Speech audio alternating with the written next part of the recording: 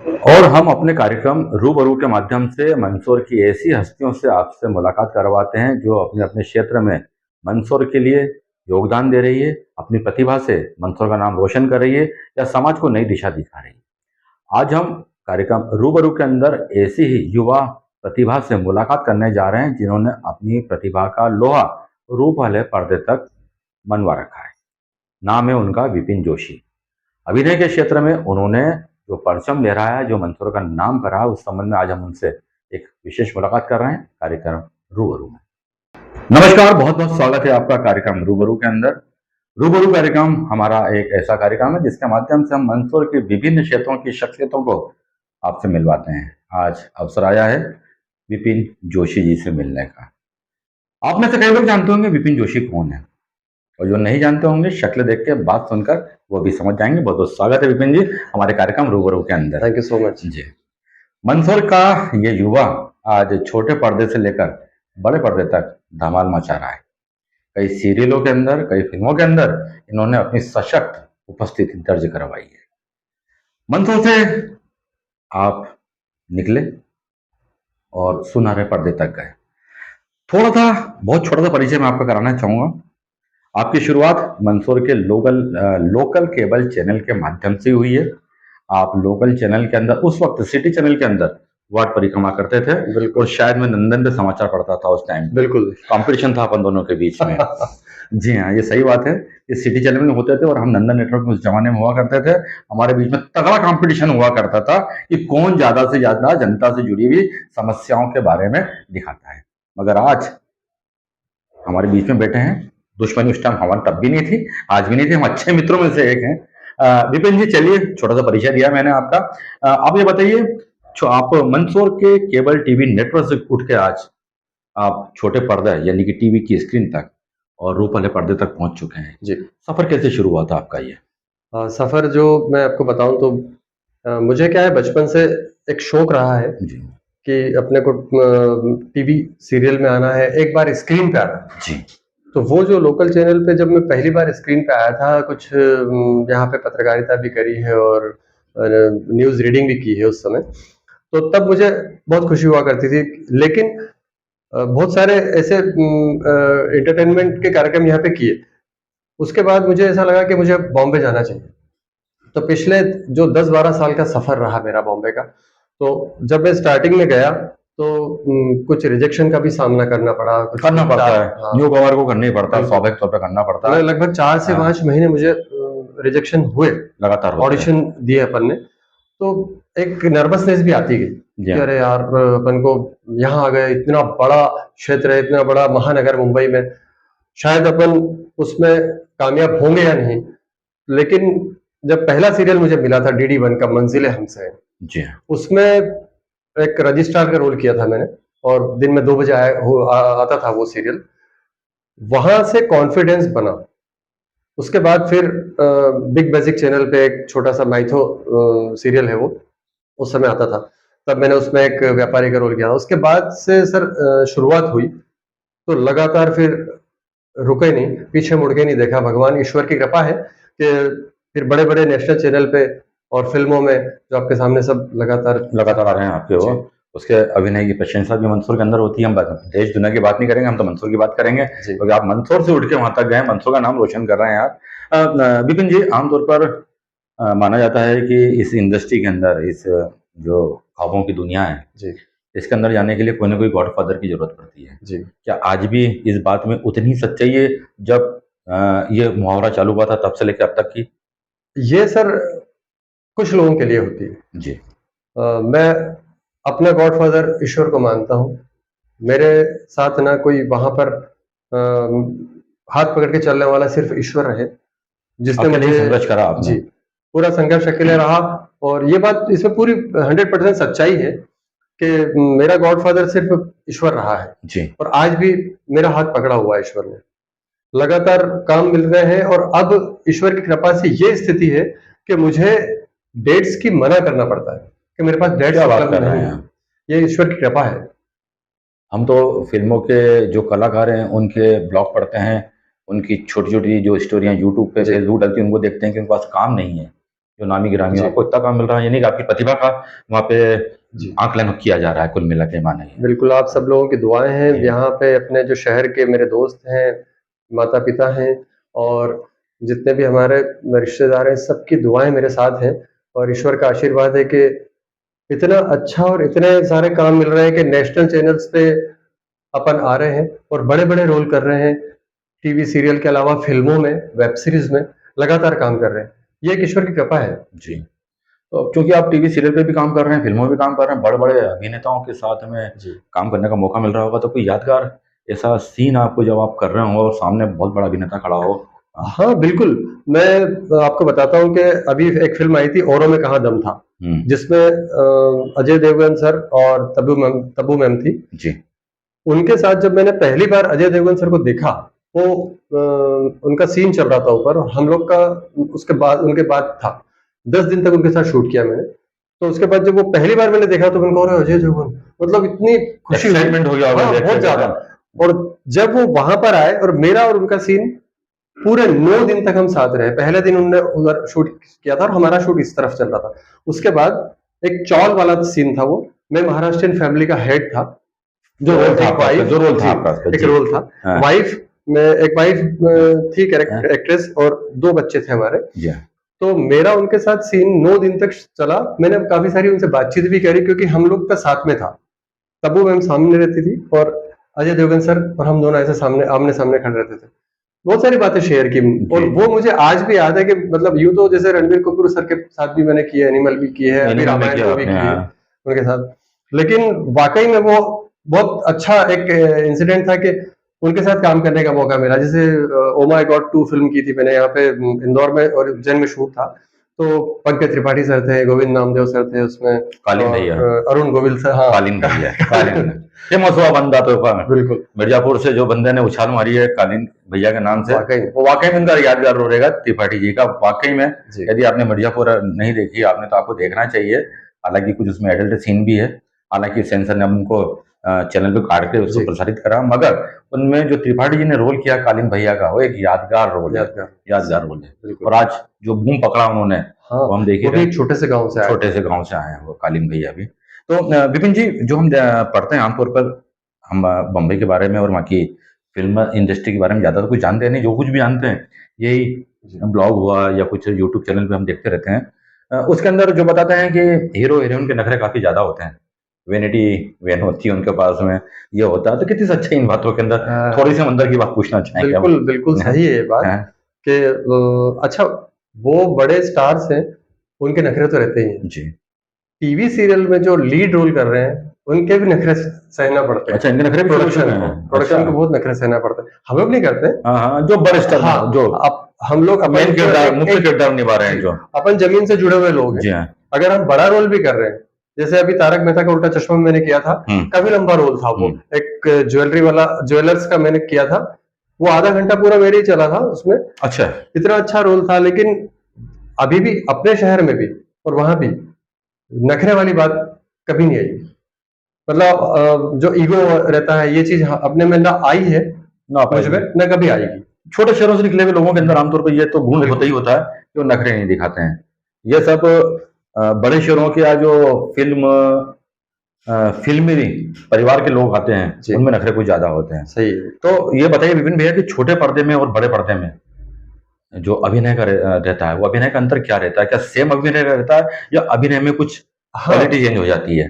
Change sir ये होती है कि बहुत बारीकियाँ देखी जाती है फ़िल्मों में। जी, जैसे मैंने संजय लीला भंसाली सर की हीरा मंडी वेब सीरीज़ की थी, जी। तो उसमें भी मैंने लगभग पहले 5 दिन, फिर 5 दिन, 10 दिन काम किया था। वहाँ पे मैंने देखा कि एक सीन के लिए वो पूरा एक पूरा का पूरा ड्रेसअप, पूरा कॉस्ट्यूम सब चेंज करा देते, पूरा सेट चेंज होता था।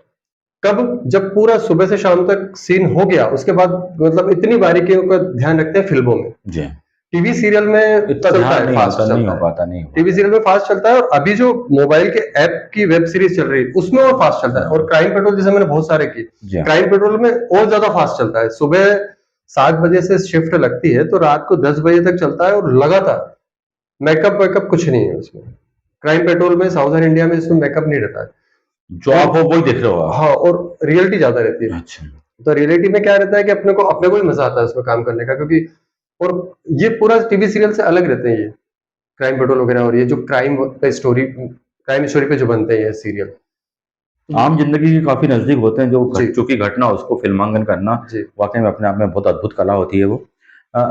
विपिन जी, जैसे कि आप मंदसौर से निकले, बॉम्बे तक पहुंचे, जी टीवी स्क्रीन में गए, फिर वहां से निकले बड़ी स्क्रीन में चले जी। गए, तो अब आप कुछ और आगे का एफर्ट सोचते हैं कि कुछ करना, मुझे आगे कुछ और जाना है? हाँ डेफिनेटली, मैं अपने आप को समर्पित कर चुका हूँ। मेरी एक जॉब थी वो भी मैं छोड़ चुका हूँ, जी हाँ। और पूरी तरह से वहां पर अपने को नाम कमाना है, पैसा भी कमाते ही है। ये बात आपने अच्छी बात है, पूछना चाहूंगा जो कलाकारों को जैसे आप कलाकार के तौर पर आज स्थापित हो जी चुके हैं, तो वहाँ पे कलाकारों को शोषण तो नहीं होता, पैसा बराबर मिलता है? हाँ, बराबर मिलता है। कभी कभार किसी प्रोडक्शन में पैसा अटकता है जी हाँ। तो टाइम लग जाता है 4-5 महीने में, लेकिन पेमेंट मिल जाता है, मिल जाता है, मिल जाता है। शोषण नहीं है वहाँ पे, शोषण नहीं है, आप जितनी मेहनत करो उतना पैसा है आपके उतना पास। पैसा है। और एक ऐसी भ्रांतियां भी है कि कुछ लोग बोलते हैं, जैसे अपने इधर के शहरों के इंडस्ट्री में, फिल्म इंडस्ट्री में ये है कि, या टीवी इंडस्ट्री में शोषण ज्यादा होता है, लेकिन शोषण ऐसा नहीं है। आपका टैलेंट है आप में, तो आपको फोन लगा करके बुलाया जाएगा, आप कहीं पे भी हो, और आपको काम मिलेगा।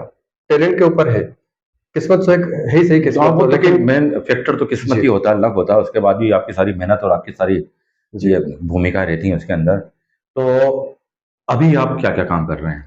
अभी सर मैं जो टीवी सीरियल है, 3-4 टीवी सीरियल में केमियो कर रहा हूँ, मतलब छोटे छोटे रोल। जी उसमें मुझे लोग बुलाते रहते हैं, जैसे एक जी टीवी का लक्ष्मी निवास है, उसमें एमएलए का रोल कर रहा हूँ मैं। जी। तो वो लोग जब भी बुलाते हैं तो 3-4 दिन का उसमें रहता है, महीने में लगभग 4-5 दिन रहता है। वसुधा सीरियल मैंने लंबा किया है, उसमें फादर का रोल किया है, वो लगभग 6 महीने का ट्रैक था मेरा लंबा। जी जी टीवी का सीरियल है।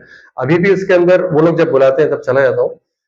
उसके अलावा अभी फिलहाल जो मोबाइल के ऐप हैं, हाँ, ये उसके विपिन जी, ये नया कॉन्सेप्ट क्या आया अभी, कि 2-2 ढाई-ढाई मिनट की जो सीरीज चल जी, रही है अभी, ये काय के लिए आई है जब? ये सर कोरिया की पूरी कॉपी की है इन्होंने। कोरियन कोरिया में ये जो कोरियन ड्रामा जो चले थे बीच में। वो उसकी कॉपी हो रही है पूरी, जी हाँ। सेम स्टोरी भी सेम है, लगभग सभी स्टोरियां एक जैसे ही है। तो वो वाले शूटिंग इतनी ज्यादा चल रही है उसकी कि उसमें भी हमको मतलब मना करना पड़ रहा है कि डेट्स के उनके दर्शक भी बहुत तेजी के साथ में बढ़ रहे हैं। हाँ, जो उसमें शॉर्ट दर्शक सीरीज है उसके अंदर जी, बहुत ज्यादा बढ़े हुए हैं उसमें दर्शक मैं आपको बताऊं कि दर्शक उसके ऐसे हैं जो जैसे रिक्शे वाले हुए, और जो निचले तबके के लोग हैं वो ज्यादा है अच्छा उसके अच्छा दर्शक। अच्छा अच्छा। मोबाइल में वो बैठे बैठे हाँ। देखते रहते हैं। उसके अलावा हम लोग जो है कभी कहीं टाइम पास कर रहे हैं, लोकल ट्रेन में जा रहे हैं, कहीं ट्रेवलिंग कर रहे हैं, उसमें तो अपन देखते ही है, या फ्री बैठे हैं घर पे, लेकिन उसके दर्शक ज्यादा ये लोग हैं, मतलब हर आदमी देखता है उसको। तो जैसे कभी कहा गया था कि टीवी को ओटीटी खा जाएगा, आज हाँ, वो ये शॉर्ट सीरीज बाकी काफी चीजों हद को तक, काफी बाकी हद चीजों तक को जी। खा सकती है। मतलब ये है कि टीवी सीरियल बहुत से बंद हो गए इनके कारण। शॉर्ट ओटीटी प्लेटफॉर्म ने टीवी सीरियल को खत्म ही कर पछाड़ दिया है। अच्छा, टीवी को ये पछाड़ दिया अच्छी हाँ, तारीफ ये में। चीज चल रही है अभी लगातार। अब ये कब तक चलती है, बूम जो आया है, ये अब कह नहीं सकते कब तक, क्योंकि अभी तक तो बहुत अच्छा चल रहा है। आपने इतने सारे अभिनय किए होंगे, आपने अलग अलग किरदार निभाए होंगे उसके अंदर, एक यादगार किरदार कौन सा रहा अभी तक का, आपने अभी तक जो काम किया उसमें, जो आपको लगता है कि नहीं ये वाकई में ये मेरा बेस्ट है? मुझे, मैंने जैसे डॉक्टर्स के बहुत किए, हाँ। इंस्पेक्टर के बहुत किए, फादर के किए, और यादगार बताइए, यादगार मेरा जो एक इंस्पेक्टर का बहुत अच्छा रहा। जी हाँ। इंस्पेक्टर का मैं जब भी करता हूँ, पुलिस इंस्पेक्टर का, तो वो परफेक्ट रहता है। जैसे अनुपमा में भी किया था मैंने। अनुपमा पहले बिजनेसमैन का किया था, उसके बाद फिर इंस्पेक्टर का भी किया था। इंस्पेक्टर वाला मैंने कई जगह किया, और वो बहुत प्रभावशील रहा है। वेब सीरीजों में इस चीज को महत्व देते हैं, क्योंकि अपनी पर्सनैलिटी के हिसाब से जो जमता है रोल, और जो जिस दबंगता से अपन करते हैं, जी हाँ। तो मुझे भी अच्छा लगा, और प्रोडक्शन को भी अच्छा लगा, और दर्शकों को भी अच्छा लगा इंस्पेक्टर का रोल। ये रहा है यार इंस्पेक्टर में कहने की भावना थी कि इंस्पेक्टर बनूं, मगर जी, फिल्मी लाइन में जाके इंस्पेक्टर बन चुके हैं। चलिए, अच्छी बात है ये भी। तो आप ये बताइए विपिन जी, की आज की तारीख में बहुत से युवाओं का सपना रहता है कि मैं भी फिल्मी दुनिया में जाऊं, जी। टीवी सीरियल में जाऊं, तो उनके लिए आप क्या कहेंगे, क्या मार्गदर्शन देंगे उनको, आप मैं कहाँ से शुरुआत करें वो? जी, दर्शकों को मैं, और जो आजकल के युवा हैं, उनको मैं यही कहना चाहता हूँ कि भटके नहीं, सबसे पहले तो। और दूसरी बात, अपने परिवार की, फैमिली की, माता पिता की परमिशन से ही जाए, मुझे पूरा सपोर्ट मिला है माता पिता से, वाइफ से, बच्चों से, सबसे, कि हाँ ठीक है करो। शुरू शुरू में लगता था कि यार अपने को नहीं मिल रहा, जब फादर भी बोलते थे ऐसा क्यों जाते हो ऐसा, लेकिन जब उनको लोगों ने बोलने लगा कि यार मैंने आपके बेटे को ये करा देखा है, अरे वाह यार बहुत अच्छा करता है, तो उन्हें अप्रिशिएट किया कि नहीं यार अच्छा है। तो मैं आजकल के युवाओं को यही कहना चाहूंगा कि अगर आप में टैलेंट है और जुनून है तो जाओ, ऑडिशन दो और एक जुनून के साथ काम करो। लेकिन मुंबई जो माया नगरी है उसके अंदर आपको बहकना नहीं है, फिसलना नहीं है। दूसरे बहुत सारे ऐसी चीजें हैं जिसमें आदमी बहक जाता है, लोग भटक हैं वहाँ जाते पे, हैं। बहुत सारी चीजें तो वहाँ पे उसमें आपको और फ्रॉड से भी बचना है। पैसे किसी को नहीं देना है, बिना पैसे के ही ऑडिशन होते हैं, बिना पैसे के ही काम मिलता है, काम का पैसा मिलता है मुंबई में। अपन को पैसा किसी को ना नहीं देना है। और बस एक ही बात कहूंगा कि अपनी फैमिली की परमिशन हो तो ही जाना, घर से लड़के घर से भाग के नहीं जाना है मुंबई। मैं इसी बात पे आप जोड़ना चाहूंगा, जो वहाँ पे कलाकारों की यूनियन बनी हुई है जी इसके बारे में कहा जाता है, यदि आप उसका मेंबरशिप लेते हैं तो फिर आपको काम मिलना हाँ, बहुत इजी होंगे, इसका कितनी सच्चाई है इसमें? उससे काम मिलता नहीं है सर। सिंटा की जो है, मैं सिंटा हाँ के तो मेंबर हूँ अभी। अच्छा, तो सिंटा जो है उसमें ये है कि अगर आपका कहीं पेमेंट अटकता है तो उसको मदद सिंटा करते आपके हैं। लिए लड़ता है। अच्छा, मदद करते हैं फिर आपके लिए। वो कुछ फीस प्रोडक्शन, होगी उसके लिए, कुछ फीस देना पड़ती हाँ होगी इसमें। फीस है उसकी। जी जी जी। तो वो लगभग 35-40 हजार रुपए का कार्ड बनता है वो, और हर साल उसकी 10 हजार रुपए फीस रहती है। अच्छा 3 साल पे पूरा होता है वो। जी तो मेंबर तो आप जिस दिन आपने बने हाँ उस दिन बन जाते हैं, हाँ, कार्ड आपका बन जाता है, लेकिन उसका हर साल फीस भरना पड़ती है। तो सालाना वो फीस आपके होगी। लिए लड़ता है सिंटा अच्छा के। अगर आप मेंबर हो तो आपका कोई प्रोडक्शन पैसा नहीं खा सकता, काम आपको नहीं मिलेगा। कई लोग बोलते हैं अच्छा, कि कार्ड यहाँ होना का चाहिए, आर्टिस्ट कार्ड होना चाहिए, आर्टिस्ट कार्ड से काम मिलेगा। आर्टिस्ट कार्ड से काम नहीं मिलता है, ये सिर्फ भ्रम, लोगों के पैसे लोग वहां से जो किसी को भी, ये फ्रॉड वाले मामले कई सारे कि मैं तुम्हारा कार्ड बनवा दूंगा, हाँ फिर तुम्हें काम मिलना वो शुरू हो जाएगा। बहुत सारी बात होती है। हाँ कई हाँ। कई लोगों को मैंने बोला वहां पे भी, अभी भी मिलते हैं कुछ बच्चे कि हमको यार आर्टिस्ट कार्ड के लिए बोला है। मैंने कहा नहीं, आर्टिस्ट कार्ड कोई जरूरी नहीं है। आर्टिस्ट कार्ड आपका टैलेंट है, आप अगर आपने ऑडिशन दिया है, कार्ड नहीं बोलेगा, आपका टैलेंट बोलेगा। हाँ टैलेंट से अगर आपका यार इतना अच्छा इंटरव्यू गया है, इसका मतलब इतना अच्छा ऑडिशन गया है, तो आपको वो ढूंढ के बुलाएगा प्रोडक्शन वाला। तो वैसे मोटा मोटा बताइए कि ऑडिशन में होता क्या है, किस ढंग से आपको परखते हैं वो? ऑडिशन में सर एक ये जो आपको स्क्रिप्ट देते हैं, 5-6 लाइन की रहती है, 8-10 लाइन की रहती है। उसमें आपको याद करके और उसको कैमरे के सामने बोलना है बिना डर के। और उसमें एक्सप्रेशन, बॉडी लैंग्वेज, प्रॉपर होना चाहिए। डायलॉग डिलीवरी, अच्छा और ये बॉडी लैंग्वेज होना चाहिए, एक्सप्रेशन होना चाहिए, डायलॉग डिलीवरी होना चाहिए, और पूरा परफेक्ट जो आप बोल रहे हैं, तो आप किसी से बात कर रहे हैं, वो चीज जाना चाहिए कैमरे के सामने। वो ऑडिशन वो देखते हैं और जिसका सबसे परफेक्ट होता है।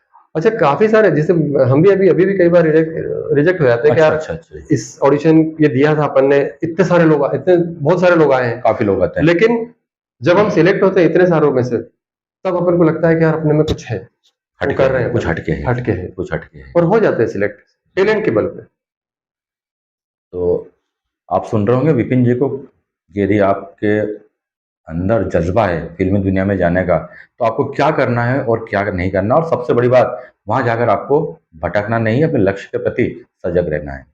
तो मुझे भी ऐसी लग रहा है कि विपिन जी से बात करते हुए शायद हम किसी फिल्म की शूट में बैठे हुए हैं, हमारे बीच में डायरेक्ट डिलीवरी चल रही है, तो मैं सोचता हूँ कि इस भ्रम से मैं निकल जाऊँ, जो अद्दाज अच्छा रहेगा मेरे लिए, वरना फिर आपके बीच में मुझे बम्बई आना पड़ेगा। चलिए आप तो साथ में। तो मैं सोचता हूँ ये सिलसिला तो इतना लंबा हो सकता है कि शायद हम घंटे 2 घंटे बैठ के बात करें तो सिलसिला खत्म नहीं होगा। विपिन जी, बस चलते चलते आप हमारे मंदसौर के अच्छे दर्शकों के लिए क्या कहना चाहेंगे? मैं यही कहना चाहूंगा कि एक तो सबसे पहले आपका धन्यवाद राजेश आपका भैया, मेरे हम्म, वरिष्ठ हैं। बहुत सालों से मैं जानता हूँ, बहुत सालों से भैया के मार्गदर्शन में हमने काम किया है। लेकिन आज मुझे इनके साथ सर इंटरव्यू ले रहे हैं, मुझे बहुत अच्छा लगा। और सभी दर्शकों से ये कहना चाहूंगा कि आपका जो प्यार मिल रहा है, जो आप मुझे हमेशा शुभकामनाएं देते हैं, उसके लिए बहुत बहुत धन्यवाद। और हमेशा ऐसा प्यार और ऐसा आशीर्वाद बनाए रखिएगा। धन्यवाद बहुत बहुत।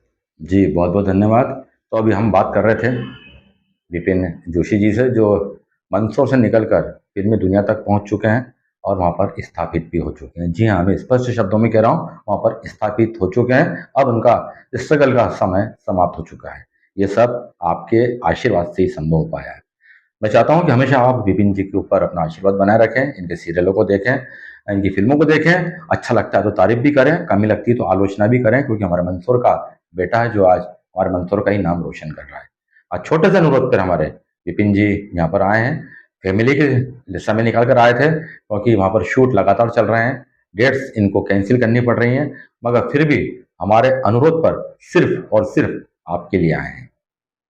बहुत बहुत धन्यवाद विपिन जी, थैंक यू सो बहुत बहुत मच। धन्यवाद जी, नमस्कार।